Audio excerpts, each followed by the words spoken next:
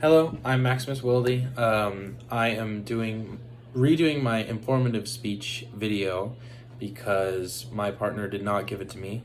I'm going to make it pretty rudimentary and short because I am going to take my comments on the original video that I took because I remember it and it's more it's more correct, I believe. So my topic is the culture of Vikings.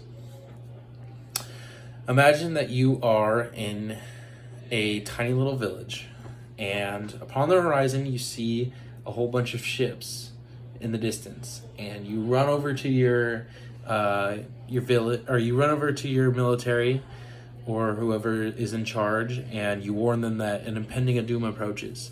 But as soon as you go to look back, the ships are gone and all of your loot from the villages as well. This is exactly what the Vikings did. Me and my partner have been going over a lot of research in the past couple weeks, trying to educate ourselves more on Viking and Viking culture. We are going to talk about how big and how long was the time of the Vikings, the religion they worshipped, and the battle tactics and the voyages. Let's start off with the ruling of the Vikings. They ruled from approximately 800 to 1150 AD. This was the Vikings in this is from the Vikings in Britain. They ruled from as north as Greenland, and as far down as Italy. They mostly took over coastal areas because voyages and boat travel was their main way of transportation, and they did not go far inland. The reason for expansion, there's two reasons. One was one that I did research on was the religion that they thought of. If they needed to spread their religion far and wide, and whoever didn't believe in their religion they thought was sinful, and they needed to be corrected, as well as the way that the Vikings operated. There was a lot of battle over women, and it was very common for wealthy Vikings to have multiple spouses. So if you were a poor Viking and you did not have many spouses, or if you didn't have any spouses, you were inclined to voyage and move away to find basically more voyages or more women to basically enslave. Women were thought as of property, and they were thought as property, not as human beings. A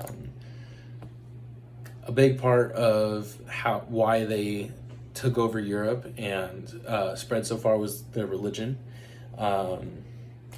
This was part of the creation of the world, and I'm going to pause it right here because this was a YouTube video I put in my speech. It lasted 1 minute. It was talking about the creation of the world in the religion's terms, and it was there was two worlds that were created, Midgard and Asgard. Asgard was for the gods of the Vikings, and Midgard was for the humans. The Vikings worshipped their gods in open air, choosing natural landmarks such as big rocks, unusual trees, and waterfalls. This is from 2022 Kindersley D. Nature was a huge part of the Vikings' religion, and it was shown that through the creation of the world. This inclined them to, yes, of course, this was a very different way of practicing religion compared to Christianity or anything that was performed in churches and in man-made places. The Vikings chose nature and outdoors. Sacrifices. They thought every season they would sacrifice usually animals There was very, very few cases that they sacrificed humans, and it was mostly slaves. The animals, they would actually sacrifice them and have a huge feast, and this was a huge part of their religion into celebrating the new seasons. The only other times that they would sacrifice sacrifice animals is because if they thought that the gods were mad at them, and in times of drought or hunger or anything like that, then they would sacrifice again to try to please the gods.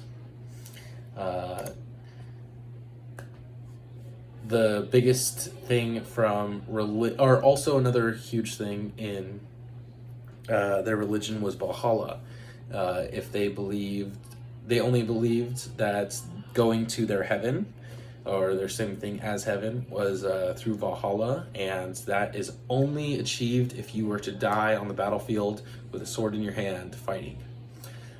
So this made their wars extremely brutal and respectful when they killed other people. And that is when my partner took over. So thank you.